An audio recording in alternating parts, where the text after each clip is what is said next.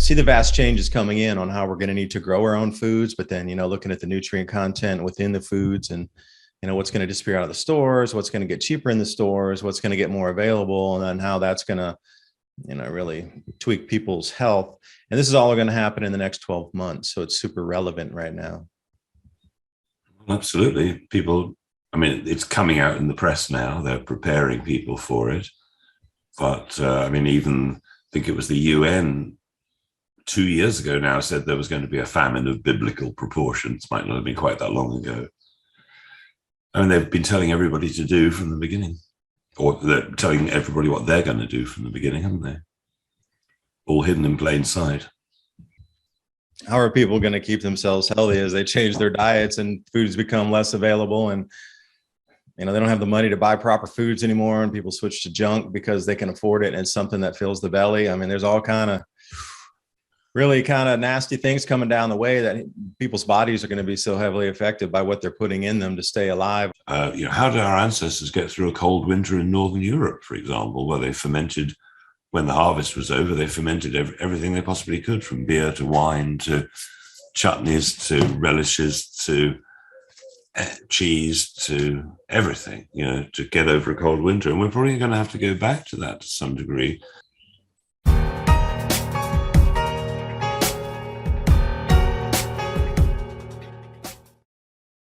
And good afternoon, everyone. Today I have with me Clive De Carl.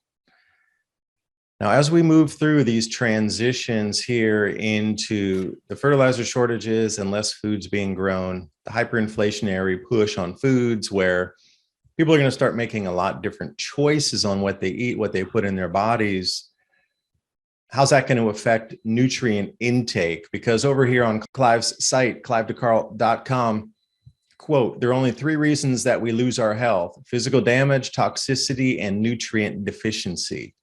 No 4th reason. So pinging on this nutrient deficiency, as people make choices to buy foods that might cost less because you need something to fill your belly, or we come to seasonal diets where things are just simply not available anymore, you're going to have to change your choice. And also when we grow foods, what types of foods would you want to grow with high chlorophyll, vitamin C, different vitamins, proteins, micronutrients? There's a gamut of things to think about moving through the transition from now, when things are still quite available in stores, into the point where it's going to be rationed by the end of the year at harvest season 2022. A lot of big statements in that. As through history, you find that with the famines and with the food shortages comes a lot of cognitive malfunctioning, is the best way to put it, where people aren't at their top because they're missing something that is making or allowing their brains to fire, their bodies to work for the calories, to get that muscle mass to go in and plant food. So you see this continuous step down as the food and the calories start to diminish. Well, society does lockstep because everything's intertwined, but it's all about preparing and knowing what you need to keep your bodies functioning at optimum level, as the masses might go for cheaper foods that will also affect their bodies in general. So Clive, I appreciate you joining me today. I know your time is well spent, and how many tens of thousands of hours of research have you been into this, and some great solutions with Tesla technologies and ozone and many other things we can think about to make our lives bountiful and thriving during these times. We shouldn't have to sit in squalor and nibbling out of a can of tuna by yourself in a cold basement. That's not life. We need to step it up so we can thrive during these changes. So Clive, thanks for joining me. Well, thank you, David. I appreciate the opportunity, and thank you for all the research that you're doing as well. Probably like me, you're addicted and would do it anyway, whether you were paid to do it or, most of what I've learned has been just because I wanted to find out the answers to everything, solutions, obviously what everybody needs right now, and they are all there. People greater than us have worked out the solutions to poverty, the solutions to everything a long time ago. So it's just education that's lacking. So we know that we are self-repairing. If you've got all the materials, the vitamins and minerals, as you say, the essential fats, the oils, the enzymes, the probiotics. If we've got all the things we need to thrive, we self-repair. And at the end of life, what happens at the end of life is you got a choice. You either die of literal old age, where you go to sleep peacefully one night, happy and healthy, and the next morning you don't wake up. Okay, that would be a nice way to go, quietly in your sleep. But most people die of an osis or an itis. Any medical condition with an itis in the end is inflammatory, and any medical condition like sclerosis that's got an osis at the end is a buildup of scar tissue. So what we want to try and achieve, if we're eating super healthily, is to be able to repair scar tissue and not actually accumulate it. Most people with blocked arteries and stuff, they've accumulated so much scar tissue, fibroids, cysts. If you imagine that the body repairs with scar tissue, which is a bit like a sort of spider's web, holding your weak arteries together or whatever it might be. So if you can find something that will stop scar tissue forming, and if you can find something that reduced inflammation and pain, well, that would sound like an ideal supplement, if it existed, which it does, that would help people. So let's look at children. What are young children really good at? Well, what they're really good at is bouncing. They fall over flat on their faces all the time and injure themselves. But so long as the parents don't panic, they're getting right up and running around again, happy as Larry. So that child might have sprained their ankle, which if you or I sprained our ankle, well, that might knock us out for days, conceivably. But they repair in 5 or 10 minutes. How is that possible? How children do it, young children do it, is they have an abundance of proteolytic enzymes.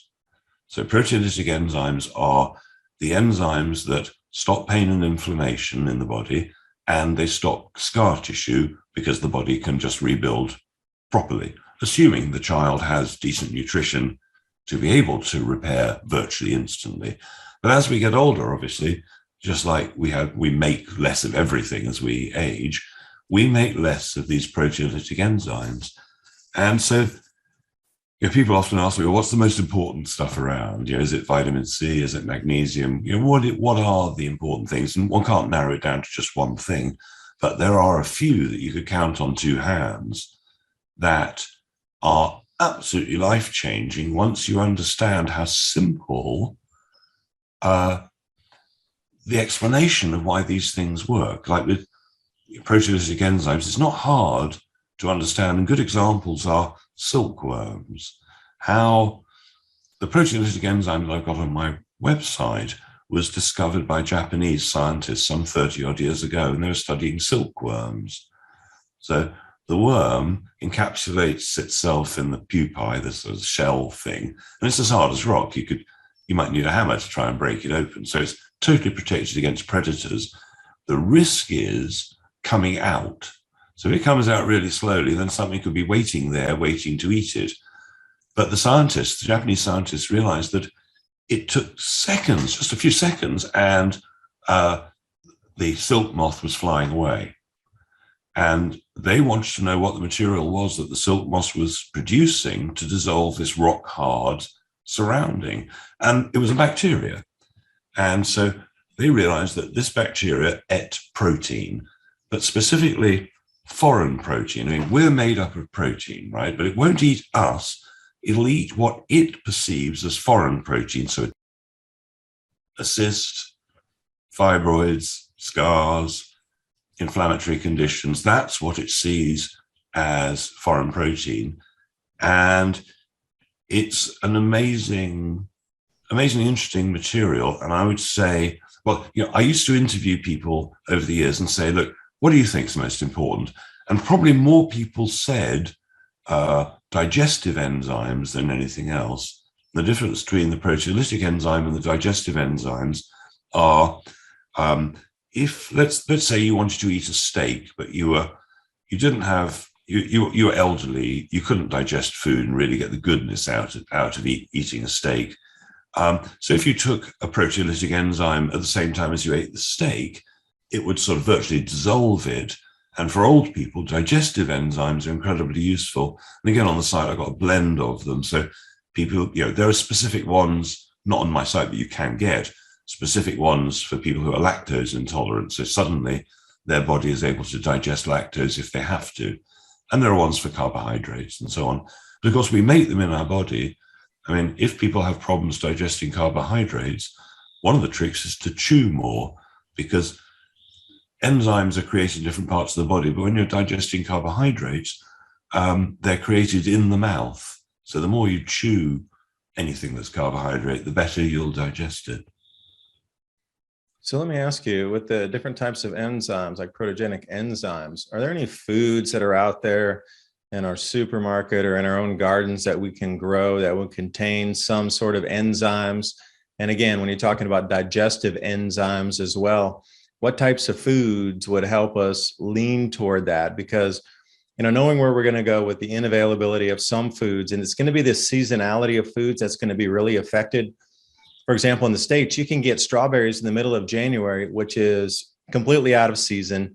They're imported from the other hemisphere.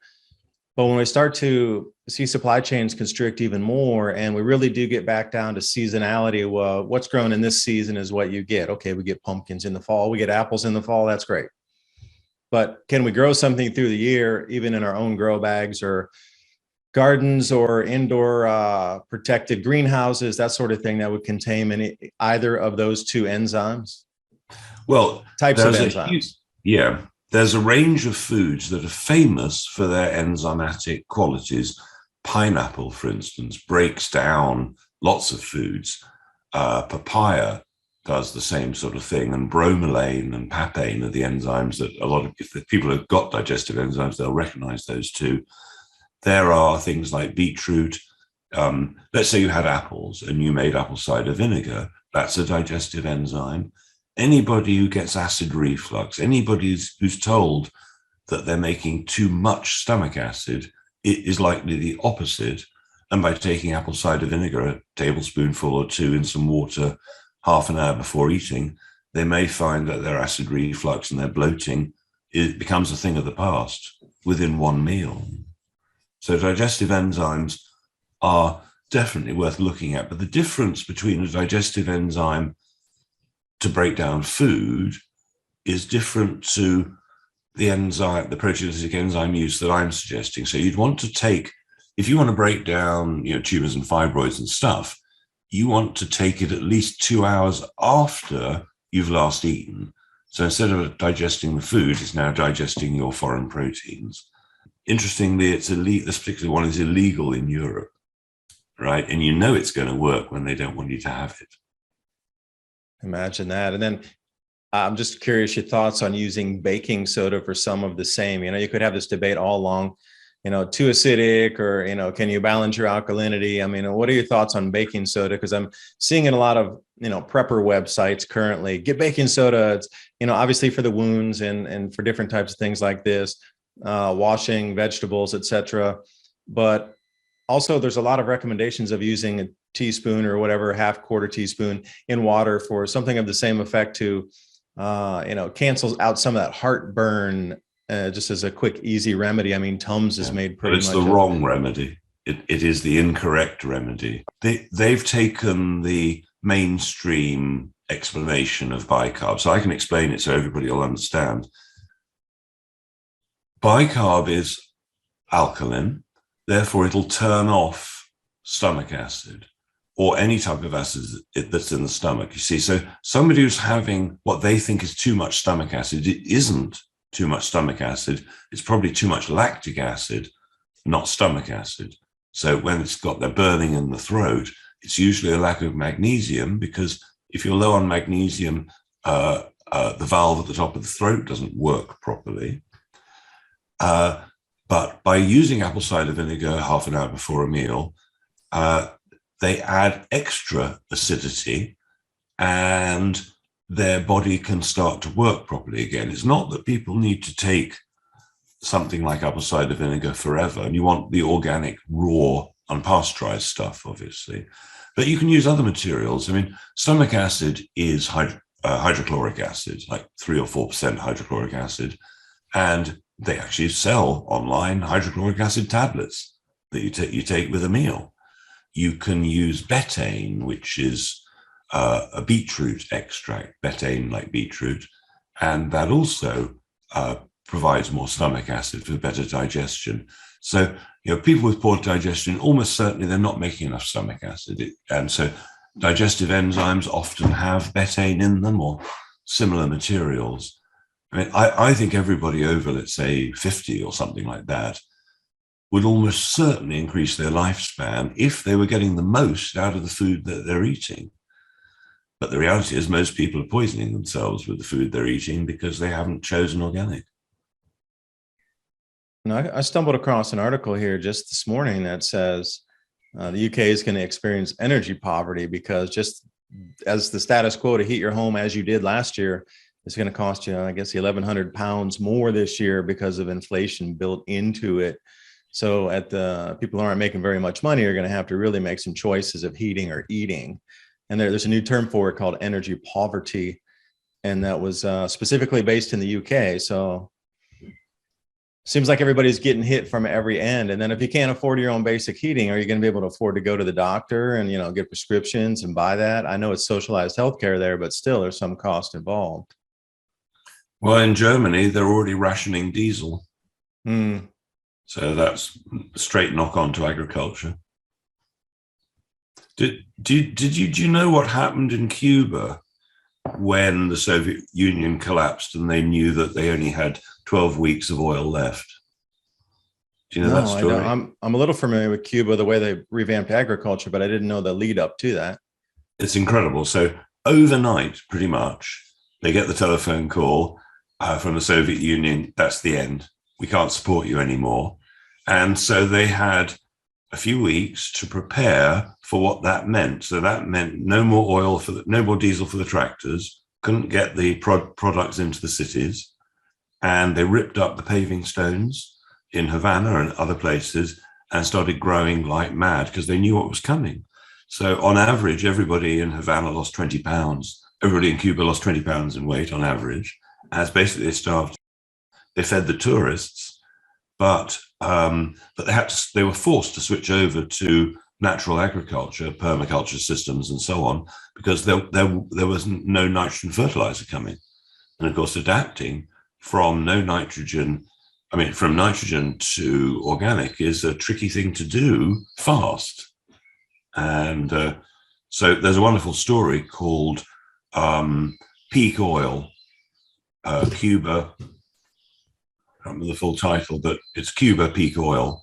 And they interview the people who are at the forefront of coping with this imminent, possible catastrophe, and how they did it, and how the entire country basically went organic. Hard to build soils in 12 weeks to get yield out of there.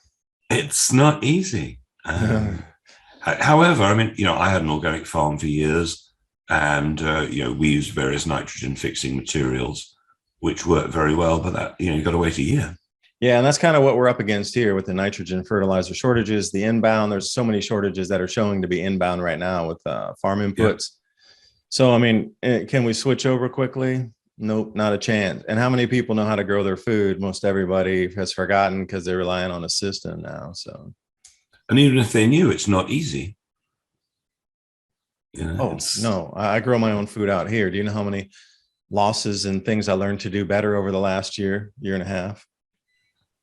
Going full gardens, there's an enormous amount of production if you do it correctly. In the summertime, you're going to get in abundance. Then you need to learn how to store it and keep the nutrients intact. But most people, I don't think, are ready for getting up and doing that much kind of work. Can you imagine how many muscle pulls and sprains there's going to be in the first weeks of people trying to dig and shovel and move heavy things and pick up buckets? They're going to be just like, I don't want to live through this. They're really going to check out. A lot of them, it's going to be too difficult. The work itself, the physical labor. And most of the knowledge is at the end of extinction, in the sense of, my farm is in Spain, and one day there was an explosion of insects coming out of holes in the ground. So I had an original, really old guy who'd been running the farm for 30 years prior to me. And he said, oh, well, that's easy. And we were growing olives, so we had olive oil. And he said, okay, this is what we're going to do. We're going to drop olive oil in every single hole, everywhere on the farm. And that was how to deal with it. But I mean, most people would never guess that that's the way to deal with this particular predator, because it could have wiped us out. But olive oil, I had a horse at one point which somehow had ripped itself, big gash on its side, and I didn't know what to do. And the same old guy said, oh, just rub olive oil in it. And within a day, it was massively better. The flies stopped. It was olive oil, magic stuff. Yeah, and those are the kind of things I wanted to talk about, especially, cold pressed virgin olive oil.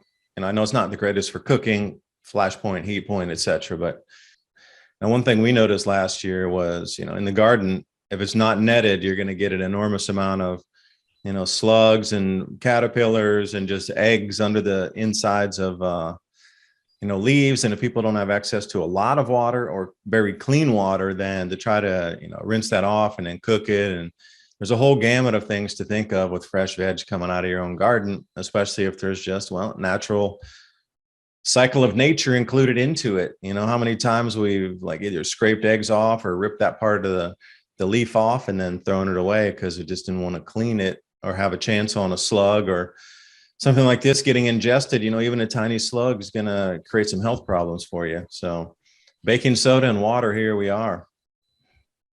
Right, ozone. There are two types of ozone generator out there. There's the $25 ozone generator. And if you got a bowl of water and you had strawberries or lettuce or meat or fish, anything that you felt might have a poison in some way in it, you can put it in the water, the strawberries in the water, bubble ozone through it for a few minutes, and all the surface chemicals will be neutralized. But you can't breathe a lot of it. If I'm running an ozone generator, I might have it near an open window by a cooker hood because ozone's a little bit irritating.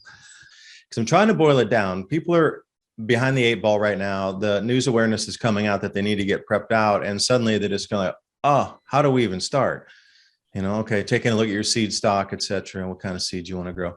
But another thing is what's available in the stores that's pretty easy to find that you consider the most critical moving through these times. If supply chains really do break down and there's digital rationing cards issued and you're only allowed to get a certain amount, well, what would you buy now that you think is the most critical for anybody in the homes, the families, in terms of foods and nutrition and devices like you talked here, the ozone generator? And I'm curious, what's that on your back left over there with the looks like silver in the black case? I see a. Yes, that's the Tesla device. People don't know that Nikola Tesla invented healing devices.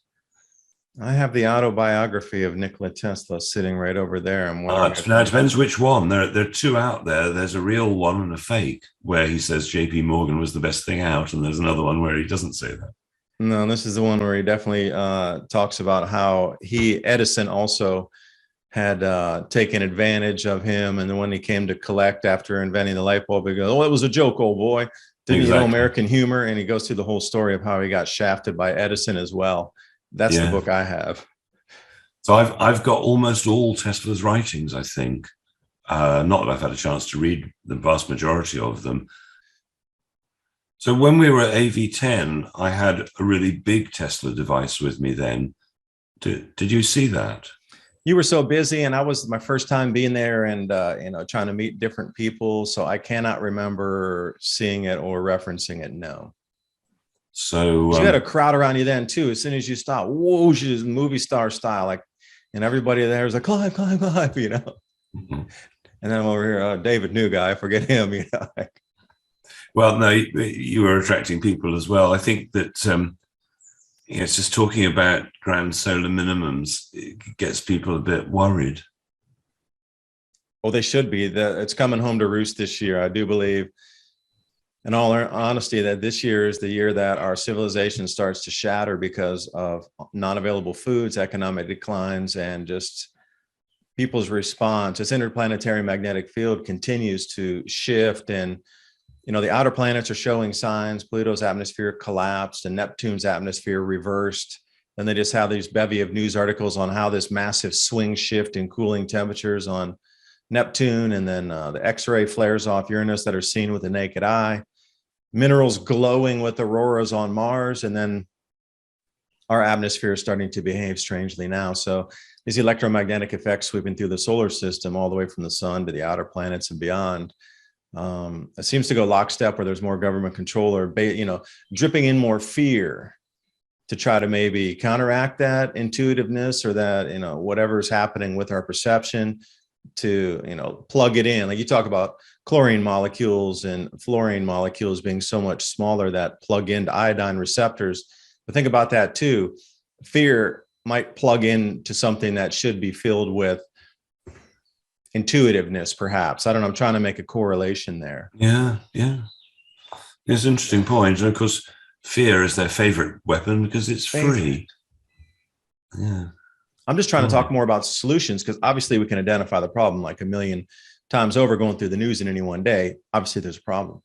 But then what do people need for the solutions? Because they can get their fill of news every day, but not a lot of people are talking about nutrition as your food gets double and triple price, or just simply not available. And how are going to people adjust to seasonal diets where they can't get what they're used to? Are people going to have withdrawals from eating the foods that they're used to eating? And, how do they substitute? And which is more addictive, heroin or sugar, heroin or wheat? I think they're probably on a bit of a par, So, I mean, if it really came down to it, I would want to have a store of seeds and beans and chickpeas, lentils, because if I wanted fresh veg, right, fresh salad, I could be sprouting mung beans, turning them into bean sprouts. If I wanted a Chinesey sort of meal, you get 1 pound of lentils, say, and you sprout them. You've brought them back to life from dormant possibility to vibrant life. So you probably up the vitamin and mineral content by 20, 50 times, who knows, just by bringing it alive. And now, instead of it weighing 1 pound as you brought it home, it's now weighing 2, 3, or 4 pounds in weight. So your food has got maybe to a quarter of the price that it was if you just taken lentils before sprouting them. And sprouting, as I'm sure you know, is so easy. And you don't need a garden. I mean, there are a few gardening tricks that I really like. I mean, one of them is to use potatoes. Now, while potatoes are hardly the most wonderful food in the world, nevertheless, they're great gardeners, because if somebody's got lawn and they try to dig it and the fork just bounces off because it's rock hard, put a layer of potatoes down, put some cardboard on top with holes cut out where the potatoes are, put 2 feet of straw on top, water it. The roots of the potatoes will break up the soil, making it quite friable. And when you come a couple of months later to start harvesting the potatoes, move the straw aside, and there they are right on top. You hardly have to dig. And for next year, now your soil's prepared. There are so many tricks. I mean, I like the Japanese, no-dig gardening idea. So there are so many ways where you don't have to disturb the soil, because, as you know, the moment you take the soil covering off, you've damaged it. If you can grow straight through the existing protective layer, then huge benefits to that. Everything's intertwined, but it's all about preparing and knowing what you need to keep your bodies functioning at optimum level. I'm just looking for ideas for others as well, because if you can let's say you only have enough money for 2 meals a day instead of 3. I mean, you're going to want to get the most out of the nutrition that you can while you eat. So anything going down that direction, in addition to just strict digestion? One of the favorite people I've interviewed over the years was Dr. Jennifer Daniels. And she tells 2 stories, which I like to repeat. One of them is she gets a phone call, and it's a family. Mum is in hospital and she's in a coma and she's going to die.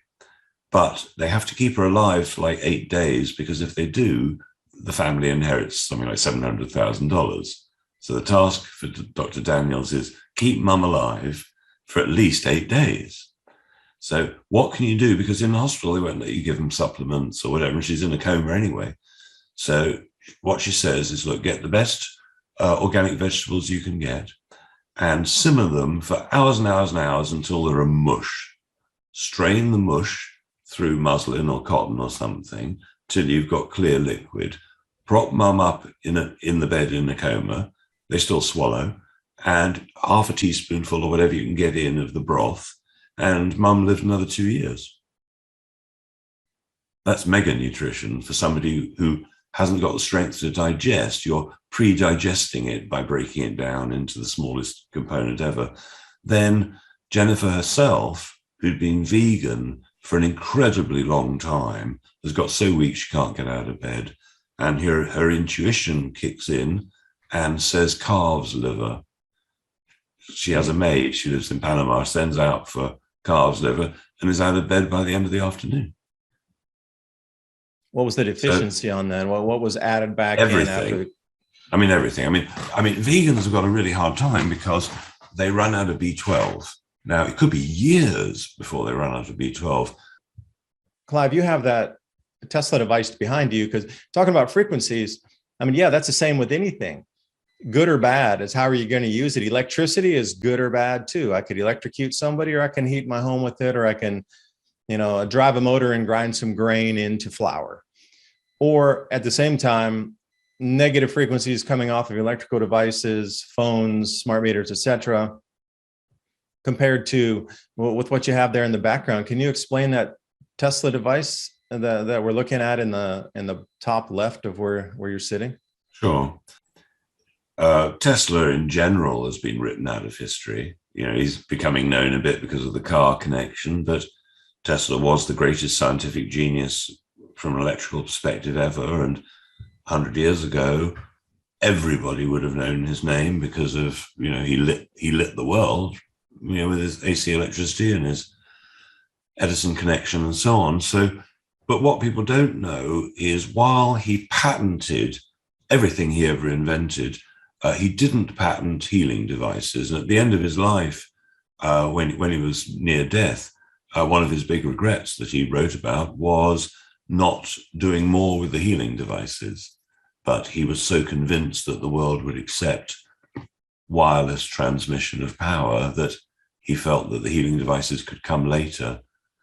Anyway, in the 1880s, he was making glass vacuum tubes filled with noble gases like argon and neon and so on. And what he'd noticed in the 1880s were people coming to his lab with whatever ailment they might have. Within the massive high frequencies that he was generating, everybody seemed to come out of pain and problems just vanished. So by 1891, he was touring Europe and giving lectures about what he'd discovered, and a couple of particular scientists ran with it. And so by 1893, Tesla was showing this sort of stuff at the Chicago World's Fair, the Columbia World's Fair. And by the turn of the last century, they were becoming pretty popular devices. So dentists began to use them because you can get a few minutes anesthesia, maybe 5 minutes anesthesia with the cocaine electrode, enough time to quickly pull a tooth perhaps.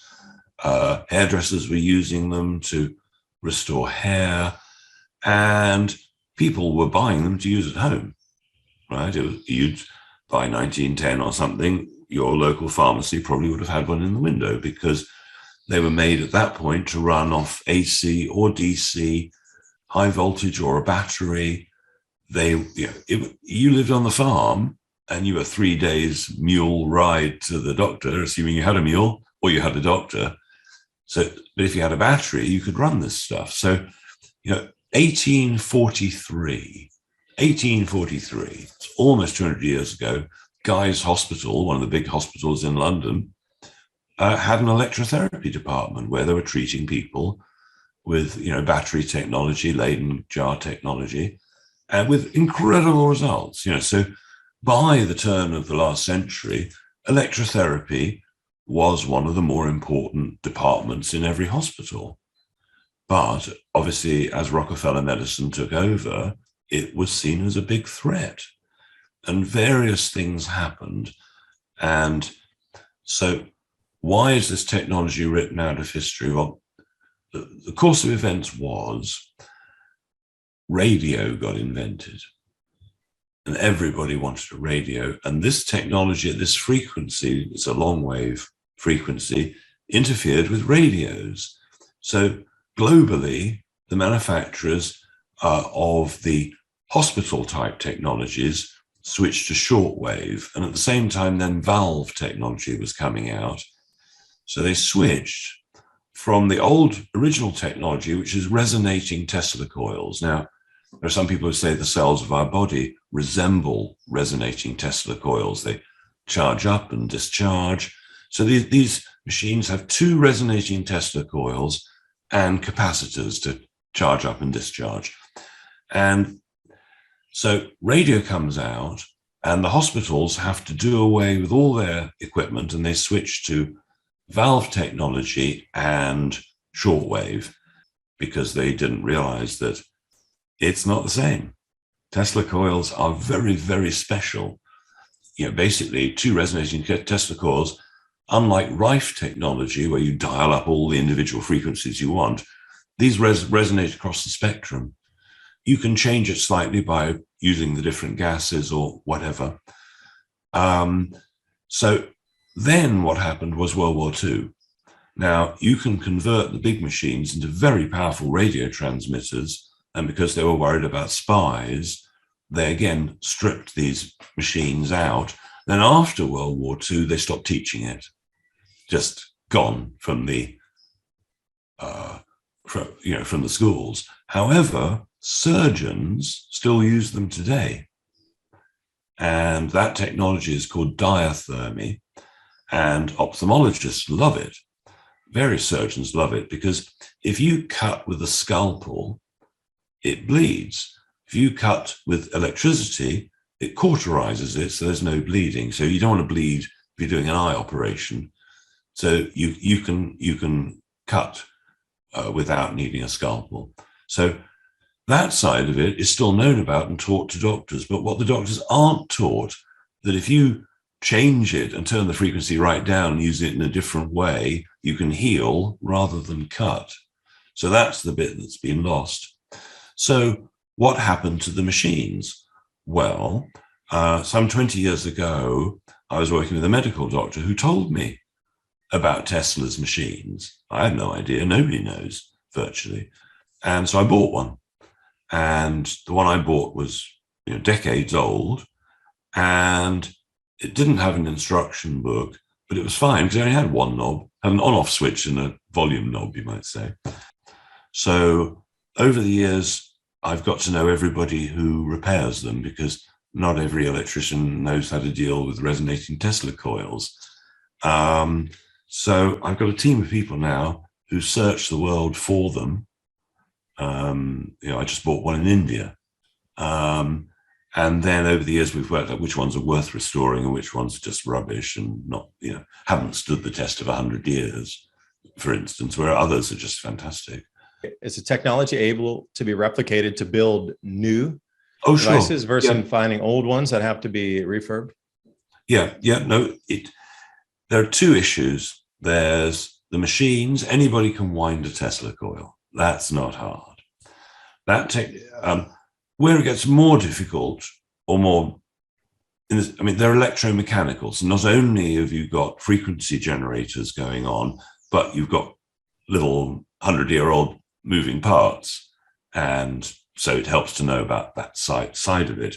So building that's easy. It's the glass. Back in the day, where everybody blew glass, filling vacuum tubes like neon sign makers, that sort of thing. If you wanted it super thin, because the thinner the glass is, the more effective it is. And finding glassblowers is next to impossible now. There are 3 glassblowers who do this stuff left in the world. One is on the edge of retiring, and the quality is nothing like the stuff in the 20s. Then there's another guy in Germany, and basically the long story is none of them can blow glass properly. Now, the Chinese are blowing glass, and this is a piece of Chinese glassware, but blindfolded, I can touch it and tell you that the glass quality isn't like the glass they used to use, because a lot of the glass manufacturing now is illegal. Borosilicate glass, for instance, which is the type you can put directly on naked flame, they banned that years ago because of the pollution from the manufacturing process. So it's a combination of lack of skill. I expect most of this is molded rather than blown. It's the glass blowing side that's the tricky bit. And I mean, the two people I know are in their 70s.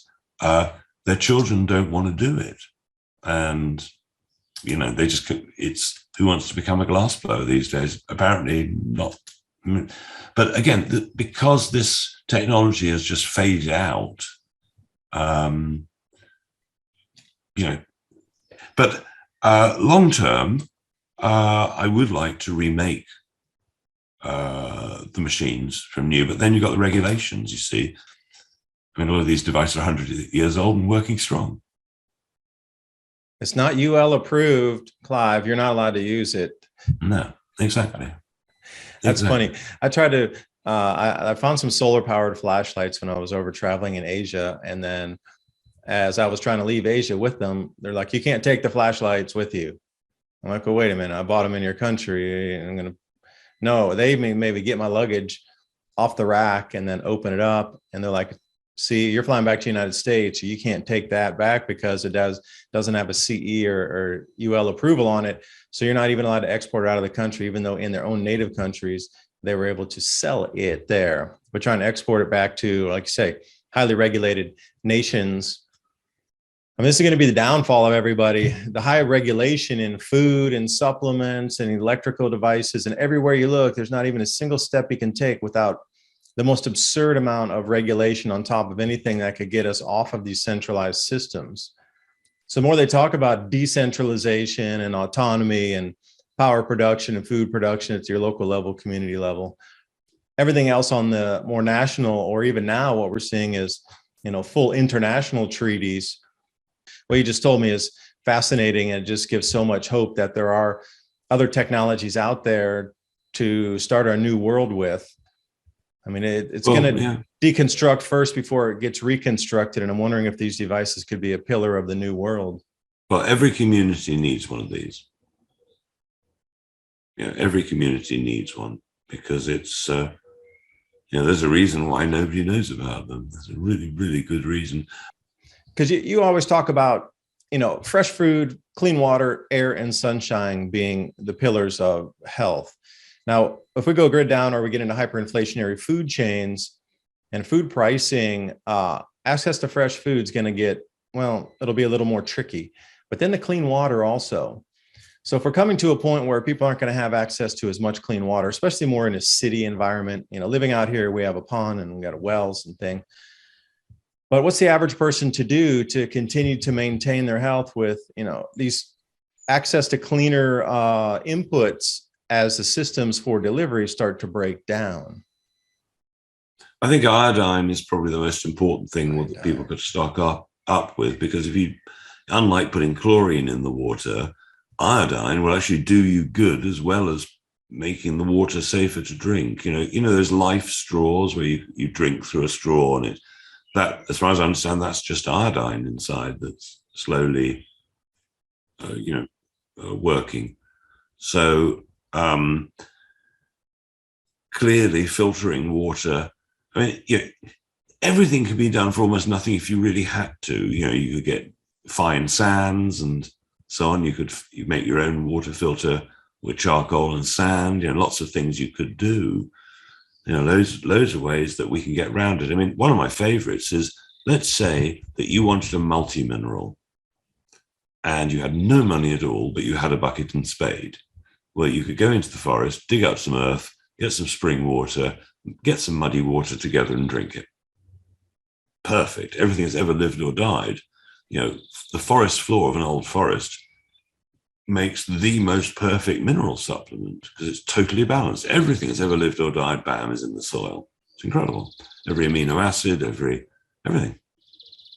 Are you talking about removing the leaf cover off that and digging into the dirt, or Yeah, including that leaf digging cover down, that has a leaf mold on it? Yeah, take all the leaf mold off and dig right down, a foot or something until you're just pure soil, pure humus, whatever. And, that would be a good mineral supplement. I'm not necessarily suggesting people do that. The easy way is to have nature do it for you in the form of fulvic minerals. A bottle of fulvic minerals, 50 ml, would last months. And that's where, in a few rare places in the world, some geological thing happened for some reason, and there's incredible mineral concentrate in small areas. The area where the mine is that ours comes from is, I think, only about half a mile or something. But all you got to do is run water through this mineral-rich deposit, and you got like a 4-month supply in a tiny bottle. It's that powerful. Have you ever seen that great goat video where there's a dam in Europe, massive great dam, and this baby goat follows its mum up like 800 feet up the dam to lick the minerals that are leaching through the dam in the water? Have you seen that one?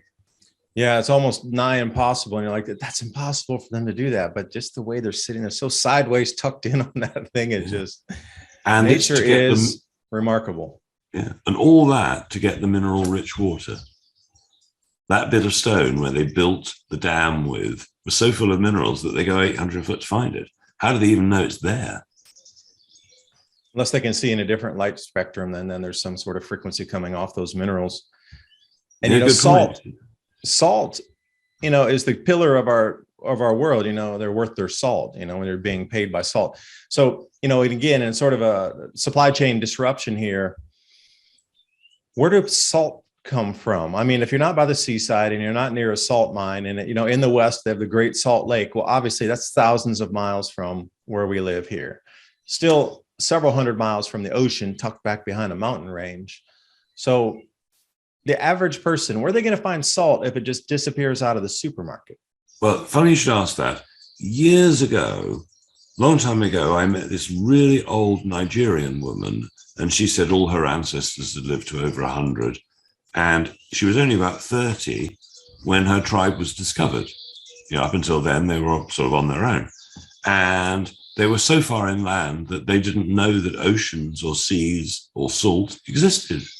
And I said to her, I thought everybody needed salt to live. And she said, well, what the tribe did was at the end of each meal, they put all the waste, the food waste, on the fire.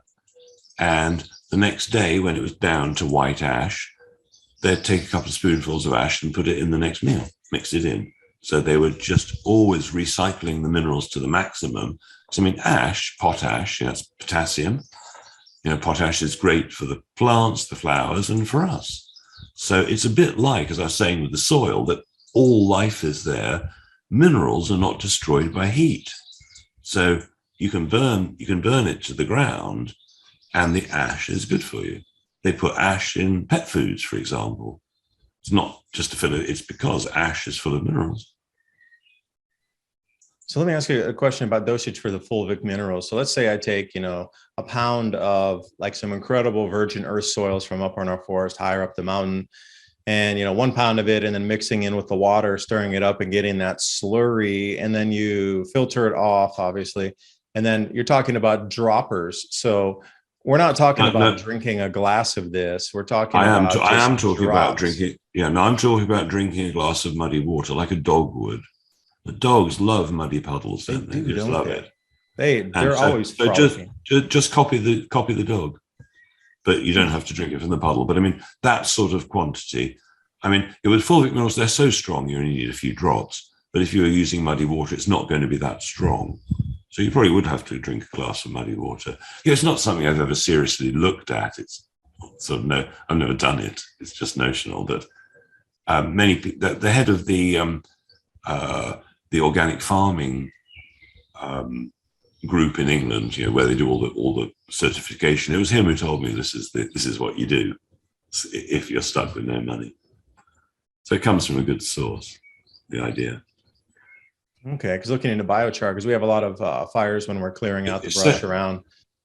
It's so interesting that you mentioned biochar, because the guy who was the head of the Soil Association, the organic people here, his current business is biochar. he started a chocolate company called Green and Blacks. I don't know whether you get that in the States. It's an organic chocolate company. And so, yeah, biochar is this big thing. Super important, isn't it? And I will add on to something with the peak oil from Cuba. There's another, highly read article. It's called "The Year in Hell" about the war in Bosnia. When again, everything was great with the peace talks 12 hours earlier, and then suddenly the siege is going on, and everything ceases for a year and a half. And Clive, you're always talking about on the nutrition side, the most important being vitamin C, magnesium, iodine, zinc, vitamin D, especially during the months where there's not so much sunlight, more cloud cover. But taking into the same consideration here, okay, they were warned 12 weeks out that the diesel fuel is stopping. Well, I'm unequivocally saying coming up in September and October, we're at that same crux or juncture, because as we come into the harvest season and they realize what was not grown, the panic's going to ensue across the planet as the non-availability and then the hyperinflationary food prices come in. And governments are going to be asking you to go to a digital rationing card with facial recognition. And troops stationed in the supermarkets and across the farmlands of many parts of the world. So between now and then, there's still that sort of equivalent 12-week window to get prepared, where those in Bosnia had 12 hours if they would have read through the propaganda that was being put out, like, oh, the peace talks are great, nothing's going to happen, and whoosh, and then locked off immediately. So in time to prepare, what would you suggest people would get for this sort of, it's not going to last forever. I would say it'll go for a year or so, just like in COVID. Remember in the beginning, everything was scarce. There wasn't enough hand sanitizer. There weren't enough masks. There was not enough this, that, and the other. But as the demand surged, we got into this ramp up of massive manufacturing of those things. And then now it's oversaturated, and the demand destruction, they're giving stuff away at the end there just because they couldn't even sell it. Nobody wanted it. So I can see something coming economically very similar, where in the beginning, for at least this 1 year period, because of starvation or very lean food times all the way through the winter in the Northern Hemisphere, I guarantee you next spring, people are going to be on that so fast. And, you've got to think about integrity consciousness, not price consciousness, when you're purchasing tools and things that could keep your bodies healthy. Don't just think about the price, because there might not be, like I say, longevity in that. So you're going to be thinking about integrity, or companies that really want to protect you with the value and really care about the products they're putting out compared to just the price point on it. And any others that would be essentials to put in sort of a bodily health kit while we have the time right now? Well, absolutely. I mean, clearly inflation is going to happen, and the supply problems have been ridiculous the last 2 years. I mean, I can't ship to France, Germany, Portugal, Russia, a number of companies, because the customs won't accept our products. So I would suggest that anybody should look on the website at the products that are available. Unfortunately, because we're in England, I cannot tell you anything about any of the products on my website. If I were to say water hydrates you, if I were to put that on my website, water hydrates you, 2 years in prison, because I haven't done a double-blind clinical trial, which would be impossible with water, to prove it. That's how crazy it's got in Europe, right? I mean, it's super crazy. So I would recommend that everybody stocks up, as I say, with the ingredients you've just mentioned. I mean, very briefly, iodine makes your hormones work properly, makes your brain work properly, tends to end dry skin, it tends to fix thyroids, it balances temperature and fixes most people's menopause issues. That's iodine. If you're doing that, you want to take selenium along with it, which, when you take the right type in the right dose, lots of people come off drugs, whether pharmaceutical or recreational. 30% of us are addicts because we don't get enough dopamine, and we want caffeine, drugs, sex, rock and roll, any pleasure, right? We want pleasure, which creates dopamine. Checking your phone, right? Anything addictive is dopamine. And amino acids have the capability to fill the dopamine receptors and make you not want to be addicted. And more, many of us are going towards substances or overeating or whatever it might be because we're sad and depressed and scared. I'm not talking about myself or you, but a lot of people, 90% of people are scared and fearful and don't know what the hell's going on or why. So you start combining fulvic minerals, because if you've got a nice balance of minerals, your body isn't so likely to crave things. You take vitamin C because that detoxifies you. So let me ask you about the vitamin C powder, like camu vitamin C is, a common one that we can find here, in acerola powder also, which is, they're rather high in vitamin C concentrations. What are you thinking about powders and these types of powderized fruits that are full of vitamins versus taking tablets or pills? Okay, all the research where people have recovered from life-threatening diseases, the really serious ones that they might die tomorrow, all the mega research has always been done with the synthetic vitamin C, ascorbic acid or sodium ascorbate primarily. Now, let's say you're super healthy and you want to make sure you've got enough vitamin C. Acerola cherry, or as you say, camu, rose hips. There are a number of ways to get natural vitamin C. Red peppers, for example. Peppers have got loads of vitamin C. Chilies, loads of vegetables. But the problem is that if that's good for maintenance, but vitamin C deteriorates with time, with heat. An orange, by the time it's ended up in your kitchen, there's probably only 20% of the vitamin C left, if you're lucky. When it's fresh, it was all there. So, let's say you had an apple, right? Now, imagine you now dehydrated that apple into a powder. Which is going to be healthier, the apple or the powder? Well, the apple, obviously, because you've destroyed the enzymes by powdering it and so on. So while for pure health, yes, let's go for camu and acerola cherry and whatever, you want to use it for a remedy, you have to use ascorbic acid or sodium ascorbate because you can't get the quantity. You can't shovel down a kilo of acerola cherry. You'd vomit. Whereas you can take a few teaspoonfuls on a regular basis of vitamin C as ascorbic acid or sodium ascorbate. We can repair even some of the really difficult ones. Some of the really difficult ones, where doctors say, well, it's impossible. It's genetic. Well, very unlikely. You know about epigenetics, overgenetics. I was taught at school that genetics determine your fate. That you're born with it, tough luck, get on with it. But this is totally untrue. You can change your genetics with food, diet, thought, frequency, you name it. Speaking of that, a rough one to get rid of for a lot of people, gut health and, leaky gut syndrome. As we move into this, also dairy products and meat is going to become less available and far, far, far higher price. And then the grains as well. So, if I say grains, most people have a short list: wheat, soybean, something, corn.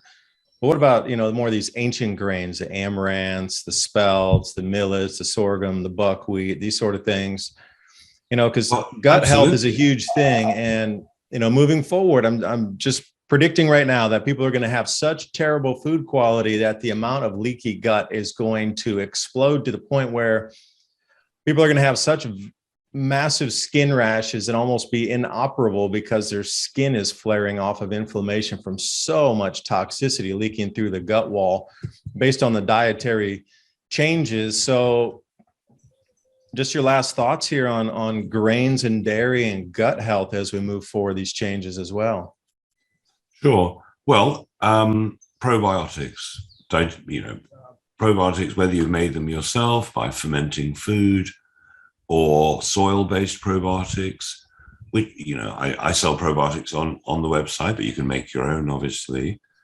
Very, very important. How did our ancestors get through a cold winter in Northern Europe, for example, where they fermented, when the harvest was over, they fermented everything they possibly could, from beer to wine to chutneys to relishes to cheese to everything, to get over a cold winter. And we're probably going to have to go back to that to some degree.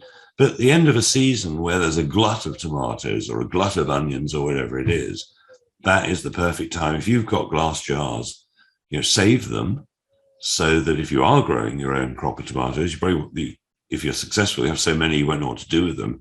At least you can save them. You could turn them into tomato puree or, various things that one can do. I mean, I'm buying bits of equipment, and as an experiment, I'm trying to buy inexpensive ones to show people. I've just bought a still, for example, which I don't think cost me more than $35. So I could make alcohol. I could run the car in it if I had to, or I could get drunk if I felt like the need, or I can make tinctures with the alcohol that I've made. I've got a seed grinder. That's my latest purchase. Oh my God. I put some organic pumpkin seeds in the seed grinder, and you get a little alcohol burner because you've got to warm them up to get the oil out without getting the oil hot. And so there's a little sort of oil burner, and you start the pumpkin seed oil. You've had we've all had pumpkin seed oil probably out of a bottle. Oh my God, fresh. It was a revelation. I just wanted to eat it right off the spoon. And I've tried sunflower seed. You can grind anything you like and get oils out, because, as you know, bottled oils, perhaps with the honorable exception of extra virgin olive oil, any commercial oil that's not cold pressed, whether it's the best sunflower in the world or whatever it is essentially going to be a dangerous material. People don't realize how dangerous oils are. And that's one of the problems of eating out. It's the oils. Why are people having arterial problems? Why have they all got dementia and stuff? Well, your brain's made of cholesterol. So all these people are eating oils that are not animal-based or not olive or coconut. They don't know the damage they're doing. I gave a talk. It must be 15 years ago now, where I explained that this talk, if somebody had dementia in the family, that they should try giving coconut oil to somebody, or lots of soft egg yolks. And this woman rings me up 12 weeks later. She said 2 years before, she'd given up speaking to her mum on the telephone because it was a waste of time. She could no longer speak to her mum on the telephone. She'd given her 4 tablespoonfuls of coconut oil for 12 weeks. And now she was speaking on the phone again, like 2 years before. In other words, reversing 2 years of dementia with cholesterol. How about avocado oil? I know that's another hugely easy one to find. Coconut oil, avocado oil, and depends how it's extracted. If it's been cold pressed, then it should be okay. If they've used it like the cheapskates do, they use 20-ton ram presses apparently, and they heat the oil up to an extreme temperature. So it's actually rancid, as they use the ram press to squeeze out every last drop. But they don't care, because they don't care. And people are eating rapeseed oil. Oh my, yeah, this is a disaster. Rapeseed, when I was young, rapeseed oil was called mineral oil because you use it in machinery. Nobody in their right mind would eat the stuff.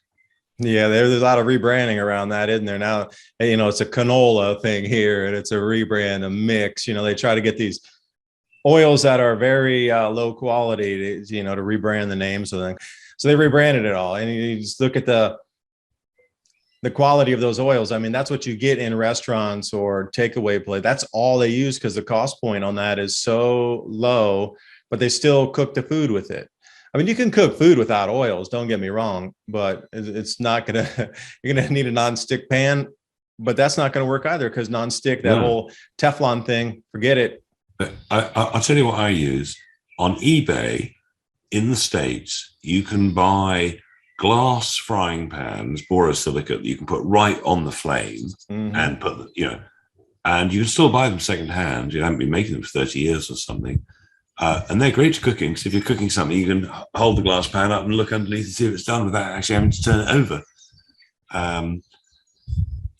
You were talking about fat earlier, the fat of the land, the fatted calf, fat, natural fats, particularly from animals, has always been revered. The cream of the crop. In the Alps, for hundreds of years, there were dairy cure places where the cows and the sheep and the goats were grazing on not grass, that's starvation for a cow. They were grazing on the wildflowers and the herbs and the mushrooms, along with all the different types of grasses. And people used to go out for health cures where they'd give you unpasteurized milk and cream and butter. You know, the butter cure was one of the names that the clinics used to use. We rendered our own fat after we butchered our own animals. So I was telling the story about, the Amish farm where we get our animals from. There's an enormous amount of fat left over when you're butchering your own animal out. So, just to have the ability to bring that and cook that down and then take the byproduct, the chicharron or whatever, and still be able to consume those or give them to the dogs for food. But to have that ability to take that fat, to bring it to a storable medium and then put that into a freezer and be able to keep that, I told them, they were like, "Hey, what'd you do today?" I'm still rendering the fat down from this cow we got, this calf. And, they chuckled on the phone like, what century are you living in, man? And, really, that's the kind of way we're going to need to be thinking is you don't waste that. That's so valuable, that type of oil for cooking and restorative body function, that it's really, going to be worth more than its weight in gold, especially if a lot of these farm animals disappear because they don't have the feed input, or if they're rustled off the farm. There's been a lot of theft of animals going around lately. And I tell you what, the ginseng stealers, the ginseng bandits are back in our neighborhood here. And when I say our neighborhood, I'm talking about the mountain range here, where one of my neighbors who I buy my eggs from, she's got a bunch of chickens and a few cows down the way. She lives about a mile from me down the road. And she told me that her dogs had, cornered a guy up in the forest, and he had a full bag full of ginseng.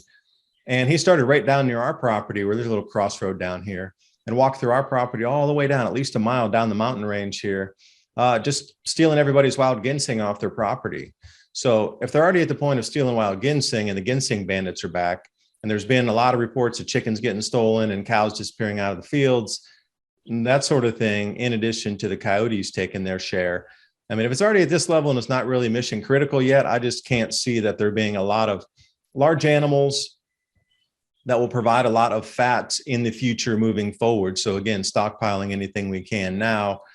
And, I had a couple last questions. If you do have fats and that sort of thing, lards and butters, and how long do you think realistically you can keep that in the freezer before it starts to lose its better word, potency? Well, they're going to cut the power from time to time just to fuck everybody who has a freezer full of stuff. So, a tin canning machine, I had a friend in Canada, and she was brought up with a tin canning machine. At the end of the season, they didn't necessarily have enough glass jars, but tin cans were cheap, and they tinned everything up for keep them over the winter. In Canada, obviously, there's a short growing season. So you can buy tin canning machines, little ones, handheld, for very cheap, very little money. So you think they're going to turn the power off on purpose just to get rid of everybody's frozen supplies? Of course. Oh, you put me off my fresh fried lobster. You just ruined my day. So many things to think about moving forward, truly keeping our health and our bodies, our minds functional as we go through these changes. Right. Just to answer your food question, if I wanted to stock up with food, I would be buying, assuming you like these foods, the first thing is to make a list of what you really like. Yeah, true. Tins of sardines. Last forever, right? Super healthy, healthiest fish in the world, virtually. Tins of sardines in olive oil, not in sunflower oil. Mm-hmm. Something you can trust. And it's cheap, very nutritious, dense food. Dried fruits. I found a farm that dries organic raspberries, and they're fantastic, just fantastic. I've got dried apricots, I've got dried sour cherries, I've got all sorts of beans and stuff, rice, lentils. I've got loads of tubes of tomato concentrate, because my kids love tomato pastery type stuff. I've got pasta, loads of things that'll keep for ages. Just because the sell-by date says 2 years doesn't at all mean that 2 years and you've got to throw it away or something. And, if we don't have a food shortage, let's say everything worked out fine, well, then you got have a party, I've got raisins of different types. I've got all sorts of dried fruits, actually, because I really like dried fruits. And if push come to shove, then, you can survive for a long time on some basic foods. And I've got loads of stuff to sprout, like for salads. I've got everything from celery seeds, which is quite nice, to beetroot seeds, to loads of broccoli seeds, lots of alfalfa. So you just got to think it through. What you eat, and if it comes in a tin or a jar, chances are it's going to last for ages. Or if it's dried, just keep it dry, and don't tell anybody you've got it. Have what? What do I have? I forgot. See what I mean? What are you talking about? I don't know. I don't have anything like that. But one last thing on the microgreen trays, when you're growing them out, you're always going to have some that you're not going to be able to harvest. And if you leave that tray for an additional day or two after you do what you think is the final cut, there's always going to be an additional 2, 5, 10, 15 that'll just come out of nowhere that we're waiting to get that light or heat or whatever after the larger first emerged get out of there. And you'll find that you're going to have at least 5 to 10 small little starters that come up, which you can then use to go put in your garden, because they're already emerged. So, it's 100% sprout rate, and they already got a good, week under their belt. So they're going to have a lot more vibrancy in your garden and a better chance for survival. So you can either put them in a small pot or just plant them directly out there. But, don't throw that seed tray away right away with the compost or whatever you're using for the roots to bind into something. Hold on to it for a few extra days before you compost it, because you're going to get a few starters out of there. Let me add one more thing. So let's say Please do. you've picked some carrots and they've got all the greenery on top. So use most of the carrot, but you keep the last inch of carrot with the greenery on top. Just plant it again. You got the bottom end of a celery, plant it. So many cabbages, so lettuces. There's so many things will just grow on. Romaine too, that's a goodie. And again, you're thinking about nutrient content. People are like, oh, we want to get iceberg lettuce, we want to grow iceberg lettuce, we want to grow lettuce. Well, hold on. I mean, iceberg lettuce is almost nothing in the nutrients compared to romaine, which is 8 to 16 times higher than anything you can find out of a head of iceberg lettuce. So again, if you're going to be spending the money, it's going to be about what you're going to get for the integrity of your product to give you the highest value return, whatever that is. But really, it all comes down to getting the densest nutrition out of the smallest space. And if that requires automation by using soaker hoses and a timer to be able to get optimum watering into your garden or straw bale garden, like you talked about with the potatoes, that's going to be a gain right there for an extra $15 for the timer and an extra, $20 for the hose. I mean, you could get a higher yield out of that just by having those two simple devices. So there's a million solutions out there. But Clive, thanks for joining me. I don't know if you wanted to sign off with anything, but I will put everything in the description box below the video. CliveDeCarl.com. You can check out what's, an enormous vast amount of resources to delve further than just scratching the surface on our talk here. Because our world is changing, it's going to change further, and we really are going to have to be innovative in trying to keep our bodies healthy moving through these changes. And it's really the 1-year period we need to worry about, because by next year, there'll be a lot more things sorted out in terms of, communities coming together and getting this food chain back in order again. Clive, any last words? No, just to remind people that while it's a paid for club, which I apologize about, but it pays the rent, secrethealthclub.com has got, I used to do consultations, so I don't really anymore. But all the information I used to give to people, which I charge a lot of money to give them the information, is there on the Secret Health Club. So if somebody's got, granny's got dementia, you just go straight to the dementia page, and there's probably going to be the answers to pretty much everything. And that's what we need. Again, it's about shared knowledge. I mean, we have the internet that's up and running now, but why would you try to reinvent the wheel if you had the person who actually invented carbon black to turn a tire into a tire, and all that information is at your fingertips, right? I mean, we just need to take advantage of targeting the information we're searching for, because a huge amount of this research and solutions are already done for us. So it's now about just finding the right location and diving in and getting what works for you and your location. A lot of people are now creating their own private clubs, because kind of private club, there is no censorship. So it's the way it's going to go, I think. Sad world when we can't even compare how our bodies should function.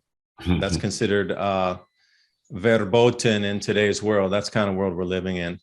But anyway, Clive, thanks for coming on. And I hope everybody got something out of this talk to help you get ready for the changes and enhance the lives of you and your families and your communities. And we'll talk to you next time. Bye for now.